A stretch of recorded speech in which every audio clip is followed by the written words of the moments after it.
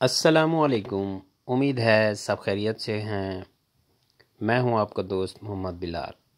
आज मैं आप लोगों को एमएस एक्सेल में एक स्टैटिस्टिकल फंक्शन है, उसके पहले 2 पॉइंट इस हवाले से तो बता चुका हूं, और अब नेक्स्ट उसी पॉइंट के 2 पॉइंट जो है ना वो नेक्स्ट आप लोगों से शेयर करूंगा। ठीक है, जिस तरह हमारे पास एवरेज है, एवरेज एक फंक्शन है या स्टैटिस्टिकल फंक्शन है। ठीक है, उसके 2-3 और फंक्शन है। एवरेज है, फिर एवरेज ए है, फिर एवरेज इफ़ है, फिर एवरेज इफ़ एस है।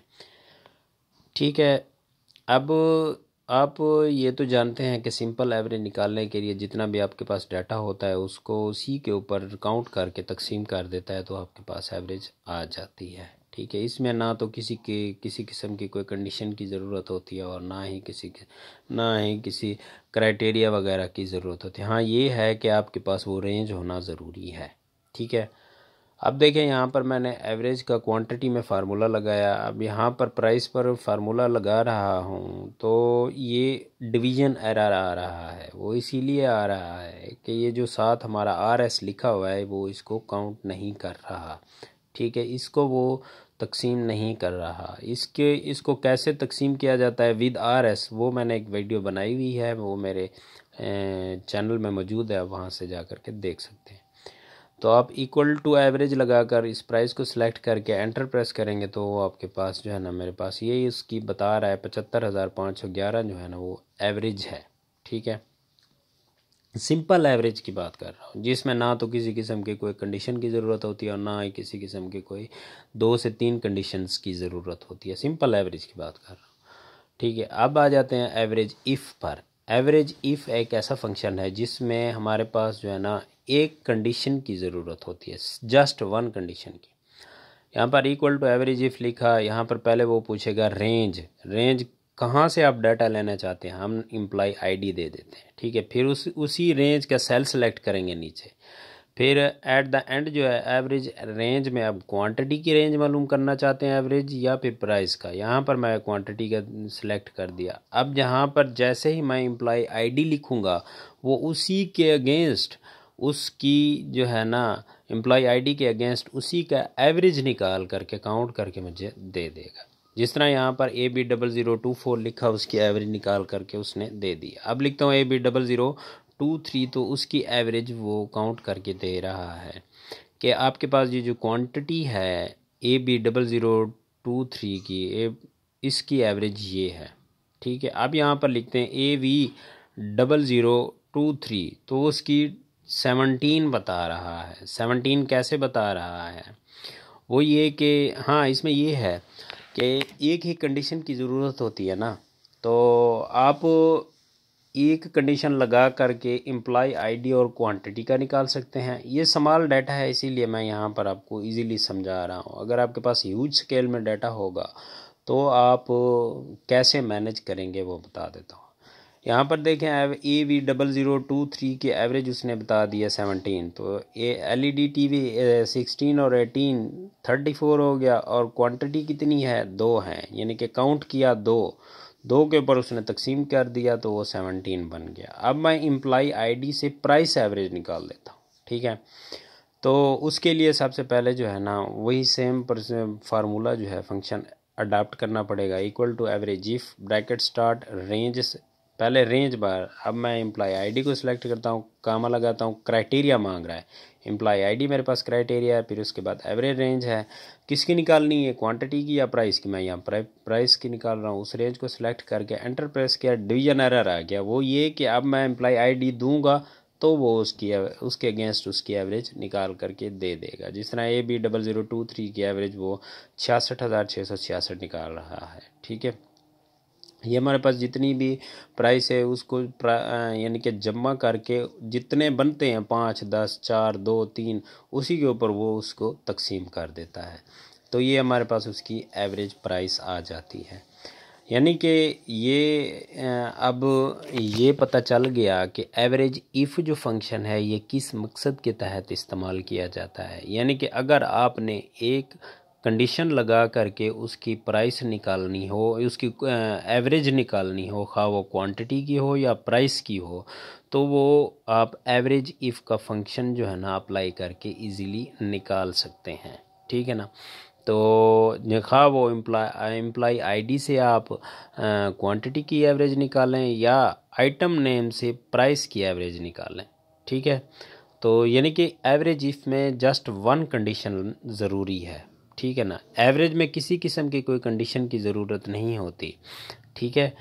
एवरेज इफ़ में जो है ना वो आपको एक कंडीशन की ज़रूरत होती है। फ़र्ज़ करें यहाँ पर मैं जो है ना अब आइटम नेम तब्दील कर देता हूँ, एम्प्लॉय आईडी की जगह आइटम नेम, इसको दोबारा से अप्लाई करता हूँ। इक्वल टू एवरेज इफ़ लिखूँगा। ठीक है ना। इक्वल टू एवरेज इफ़ हो एवरेज इफ़ है equal to average if bracket start की। रेंज पहले हमारी कौन सी थी, पहले थी हमारे पास एम्प्लॉय आईडी, अब हमारे पास आइटम नेम है। फिर क्राइटेरिया हमारे पास आइटम नेम वाला सेल होगा। फिर एवरेज प्राइस जो है ना हम प्राइस को ले रहे हैं, डिवीज़न आ रहा है। अब हम यहाँ पर जो भी आइटम का नेम, पहले एम्प्लॉय आईडी लिखा, अब हम आइटम का नेम लिखेंगे तो वो हमें काउंट करके एवरेज बता देगा। अगर हमने यहाँ पर एम्प्लॉय आईडी लिख दिया तो वो उसको डिवीज़न एरर कर देगा। ठीक है।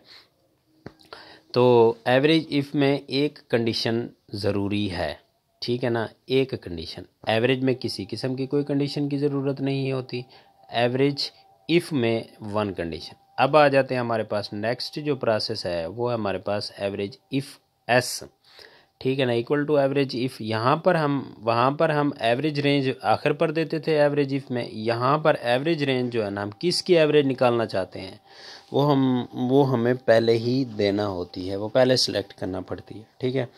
तो अब मैं यहाँ पर क्वांटिटी से एवरेज निकालना चाहता हूँ, तो पहले क्वांटिटी के सेल को सिलेक्ट किया। फिर उसके बाद नेक्स्ट हमारे पास जो है क्राइटेरिया रेंज। अब हम कौन सी रेंज दें, क्राइटेरिया जो हमारे पास है यहाँ पर एम्प्लॉय आईडी है तो उसकी रेंज कौन सी है, तो हम ऊपर जाएंगे। एम्प्लॉय आईडी वाली जो रेंज है वो हमारे पास क्राइटेरिया 1 की रेंज है। ठीक है ना। इसको यहाँ पर कॉमा लगाकर हम एम्प्लॉय आईडी की रेंज को सिलेक्ट करेंगे क्योंकि हमारे पास क्राइटेरिया 1 वही है। कॉमा लगाएंगे, फिर क्राइटेरिया एम्प्लॉय आईडी को सेलेक्ट करेंगे, फिर कॉमा लगाएंगे, फिर उसके बाद पूछ रहा है क्राइटेरिया रेंज 2। रेंज 2 जो है, क्राइटेरिया जो 2 है उसकी रेंज कौन सी हमारे पास, आइटम नेम है। ठीक है ना। इसको सिलेक्ट किया, फिर कॉमा लगाया। अब वो नेक्स्ट हमारे पास पूछेगा, हमें ये पूछेगा नेक्स्ट हमारे पास ये पूछेगा कि जो आपका क्राइटेरिया रेंज 2 है उसका क्राइटेरिया कौन सा है। तो क्राइटेरिया जो है हमारे पास वो आइटम नेम है। तो इसको यहाँ पर गलत सेलेक्ट हो गया, इसको दोबारा करते हैं, ये गलत हो गया। अब यहाँ पर दोबारा से लगाते हैं equal to average if range हमारी क्वांटिटी है, फिर हम इसको सिलेक्ट करेंगे एवरेज रेंज, कॉमा लगाएंगे, फिर क्राइटेरिया रेंज 1 के हमारे एम्प्लॉय आईडी है, हम एम्प्लॉय आईडी है उसको हम सिलेक्ट करते हैं। ठीक है ना। क्या हो रहा है यार, तो कॉमा लगाकर उसको सिलेक्ट करेंगे एम्प्लॉय आईडी को, फिर कॉमा लगाएंगे, फिर हमारे पास क्राइटेरिया एम्प्लॉय आईडी है। ये इसी में जो सेल हमारा एम्प्लॉय आईडी है वो हमारा क्राइटेरिया 2 जो है वो हमारा आइटम नेम है, हम उसको सिलेक्ट करेंगे। फिर उसी के आइटम नेम को हम यहाँ पर आइटम नेम वाले सेल को सिलेक्ट करके हम जो है ना ओके करेंगे, एंटर प्रेस करेंगे तो ये डिवीज़न आ रहा है। अभी इसमें ये है कि मैं एम्प्लॉय आईडी नेम दूंगा तब भी एवरेज नहीं देगा, जब तक मैं दोनों कंडीशंस मुकम्मल नहीं करूंगा तब तक वो हमें उसका आंसर नहीं देगा। एवरेज इफ़ एस में दोनों कंडीशन यानी कि क्राइटेरिया को कंप्लीट करना ज़रूरी होता है, यानी कि एम्प्लॉय आईडी दें आइटम नेम ना दें तो वो एवरेज नहीं निकालेगा। जब तक वो कंडीशंस मुकम्मल फिल नहीं करेंगे तब तक आपको उसकी यानी कि आंसर नहीं देगा। ठीक है। जिस तरह AB003 यहाँ पर लिखा है तो आइटम नेम नहीं लिखा था तो वो एवरेज नहीं बता रहा था। अब जो है ना हमें सारी मतलब ये कि कंडीशन कंप्लीट करना ज़रूरी होते हैं। ठीक है। एवरेज इफ़ में जस्ट वन कंडीशन होती है, एवरेज इफ़ एस में कोई किसी किस्म की कोई कंडीशन नहीं होती। एवरेज इफ़ एस में 2 कंडीशंस होती हैं और दोनों के दोनों को कंप्लीट करना ज़रूरी होता है। ठीक है। तो मज़ीद इस तरह की टिप्स एंड ट्रिक्स हासिल करने के लिए आप हमारे पेज को और यूट्यूब चैनल को फॉलो करें। पेज को फॉलो करें और वीडियोस को दोस्तों में ज़्यादा से ज़्यादा शेयर करें ताकि जो नए सीखने वाले हैं वो मुस्तफ़ीद हो सकें। शुक्रिया।